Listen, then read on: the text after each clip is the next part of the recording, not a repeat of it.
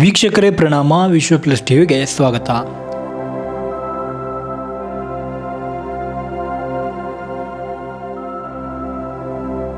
ಸಂಭಾವ್ಯ ಅಪಾಯಕಾರಿ ಕ್ಷುದ್ರ ಗ್ರಹವೊಂದು 2038ರಲ್ಲಿ ಭೂಮಿಗೆ ಅಪ್ಪಳಿಸುವ ಸಾಧ್ಯತೆ 72% ನಿಶ್ಚಳವಾಗಿದೆ ಎಂದು ಅಮೆರಿಕದ ಬಾಹ್ಯಾಕಾಶ ಸಂಸ್ಥೆ ತಿಳಿಸಿದೆ. ಆದರೆ ಅದನ್ನು ತಡೆಯಲು ನಮ್ಮಲ್ಲಿ ಸಾಕಷ್ಟು ಸಿದ್ಧತೆಗಳಿಲ್ಲ ಎಂದು ನಾಸಾ ತಿಳಿಸಿದೆ. ನಿಖರವಾಗಿ 2038ರ ಜುಲೈ 12ರಂದು ಭೂಮಿ ಮೇಲೆ ಪರಿಣಾಮವಾಗುವ ಸಾಧ್ಯತೆ ಇದೆ ಎಂದು ನಾಸಾ ವಿವರಿಸಿದೆ.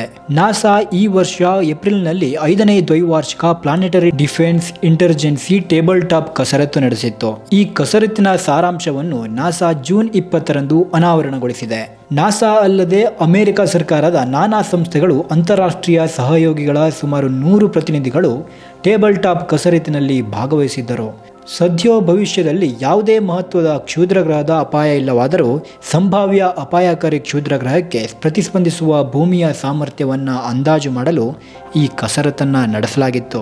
ಬೃಹತ್ ಕ್ಷುದ್ರಗ್ರಹದ ಪರಿಣಾಮವೊಂದೇ ಮನುಕುಲ ಎದುರಿಸಬಹುದಾದ ನೈಸರ್ಗಿಕ ಅನಾಹುತವಾಗಿದ್ದು, ಅದರ ಬಗ್ಗೆ ಬಹಳ ವರ್ಷಗಳ ಮುಂಚೆ ಭವಿಷ್ಯ ನುಡಿಯುವ ತಂತ್ರಜ್ಞಾನವನ್ನು ಹಾಗೂ ಅದನ್ನು ತಡೆಯಲು ಕೈಗೊಳ್ಳಬೇಕಾದ ಕ್ರಮಗಳ ಬಗ್ಗೆ ಹೇಳುವ ಸಾಮರ್ಥ್ಯ ಇದೆ ಎಂದು ವಾಷಿಂಗ್ಟನ್ನಲ್ಲಿರುವ ನಾಸಾ ಕೇಂದ್ರ ಕಚೇರಿಯ planetary defence officer emeritus ಲಿಂಡ್ಲೆ Johnson ಹೇಳಿದ್ದಾರೆ.